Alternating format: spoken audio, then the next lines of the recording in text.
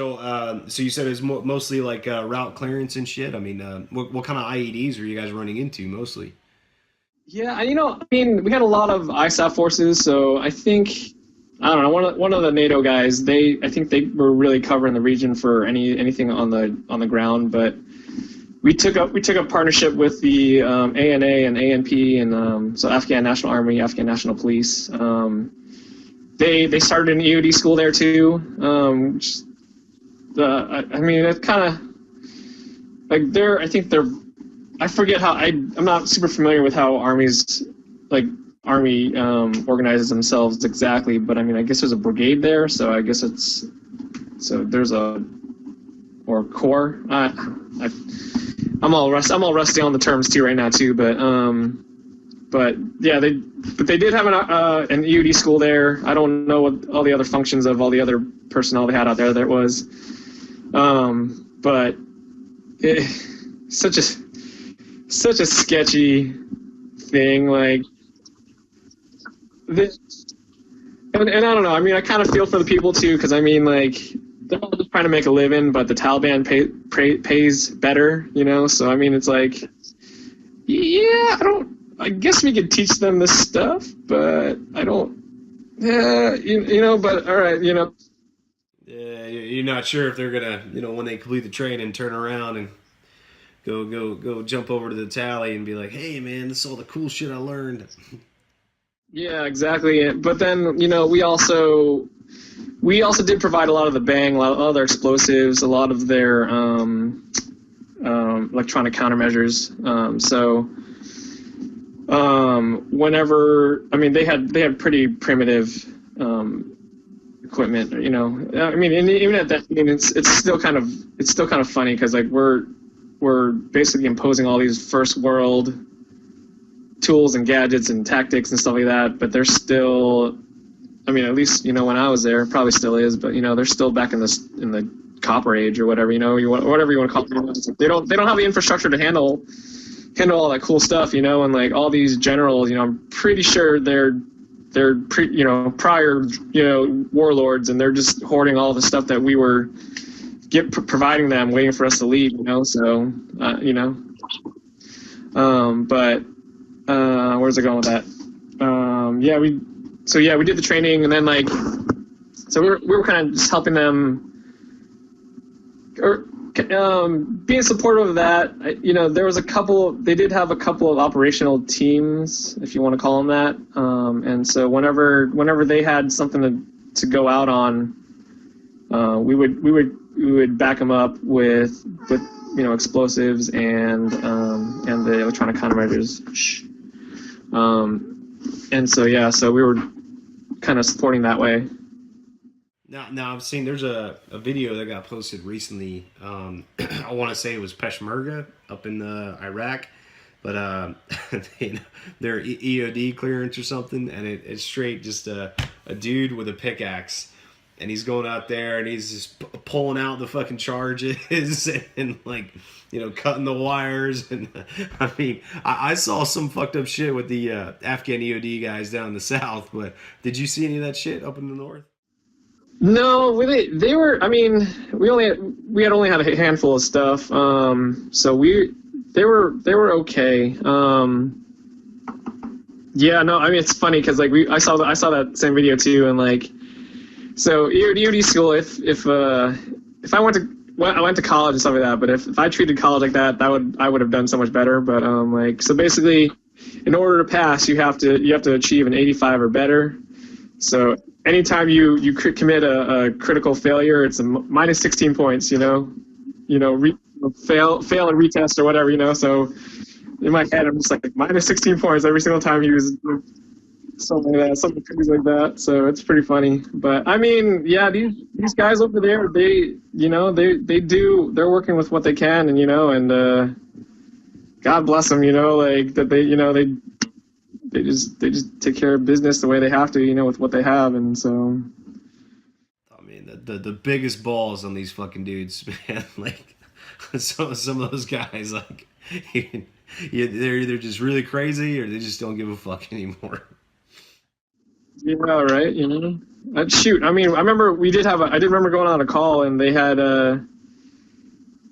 there was a village, and like they had an anti-tank mine buried in the ground, and like a bunch of kids had taken the plunger off. You know, it was like, okay, all right, there we go. So I mean, I don't know. It's crazy. These things don't. You know, like, it's like they're thankfully, you know, yeah, like people get lucky and they don't blow themselves up, you know, when they do these things, you know. So All right, so all in all, your military experience, you had you would say you had a good one, right? yeah, I mean, I the only problem probably was just, you know, I went in a little bit older. I went in at 28. So yeah, I kind of, the bureaucracy was kind of getting to me. Yeah, I feel you on that, brother. So, well, when you got out, man, so when did you get out? Like when you finally took the uniform off for the last time? Got my DD 214 February 19th, I think. Yeah, 2014. So yep. So, what did you do immediately when you got out, man? Let's see. I enrolled in culinary school, and I got a job as a diver over at SeaWorld, cleaning up. You know, yeah. I mean, yeah. I knew I wanted to dive, and I kind of was. Sorry about my finger. Um, uh, yeah, I mean, I enjoyed cooking a lot, you know, or enjoyed eating, anyways. Yeah, man, that's the most important part, right? Yeah, yeah, yeah, totally. Oh, and I started bodybuilding too, so that's kind of, yeah, a lot of different things, a lot of irons in the fire. So yeah, so Okay. So, I mean, so all three of those things, I mean, that all kind of happened at once. Like, were you working at SeaWorld while you're doing culinary school and, start doing the bodybuilding? yeah, yeah. So SeaWorld was an early morning gig. And that, yeah, so I would go in, strap on a scuba tank, turn on a water compressor, and I mean, you remember, I'm sure all you guys remember floor buffers, you know. So basically, we had this power brush that's basically a smaller handheld version of it, and you just go down on a tank and just start scrubbing algae off the side of the tank, you know, and for Shamu and friends and stuff like that. Uh, I'm sorry. I gotta say, man, like, going from, you know, super uber badass Navy EOD tech diver to cleaning off the shit in Shamu's fucking tank, man. That's a huge jump. yeah, I know it's crazy. I guess there's a little more to that story too, though. Like I studied marine biology in college. Um, I was making an attempt to kind of get my foot back in that world. I'm not very good at calculus, so I don't know. Grad school would be nice to kind of go back for, but I don't. I think that ship has sailed. So I've been trying whatever else. The bodybuilding thing I kind of ended up being, pretty good at too. And I don't know. I don't know if you can really tell. I kind of disappear when I put clothes on, but I'm also a natural bodybuilder too. So none of that roid stuff. Yeah, none of the gear, none of the none of the good juice. Yeah, sorry. I'm not a 300 pound, you know, behemoth. Yeah, yeah. Okay, so how did you? So you're going to culinary school. You're cleaning shit off fish tanks. How did you kind of fall into the bodybuilding? I think. Well, I guess, yeah. I got back from Afghanistan. Kind of got. Again, I never did the protein powders, pre-workouts, any of that stuff too either before. But shoot, man, like turned 30, and then like I kind of starting to feel age. I mean, and like you know how our lifestyle's pretty rough on our bodies, anyways, and so I was starting to feel it.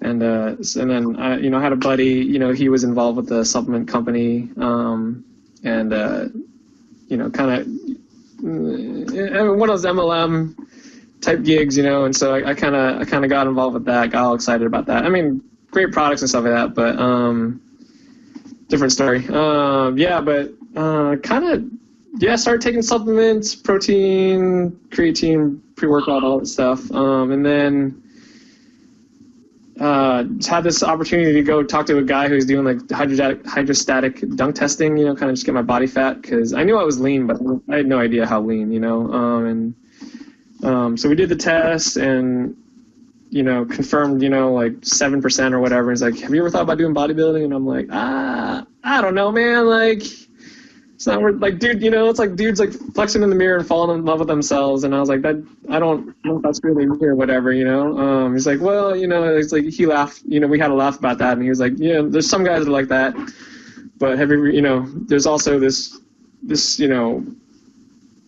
thinking about it in terms of harnessing your genetic potential and stuff like that. And I was like, well, that would be kind of cool, and I just went to go observe a competition, the old NPC style, the non-tested organization, and I was like, well, yeah, okay, I kind of belong in here somewhere, a little buffer than that guy. That guy's super jacked, so, and then I knew I wanted to stay natural, kind of have to stay away from the gear and stuff like that. So I just Googled natural bodybuilding, found an organization, the International Natural Bodybuilding Association.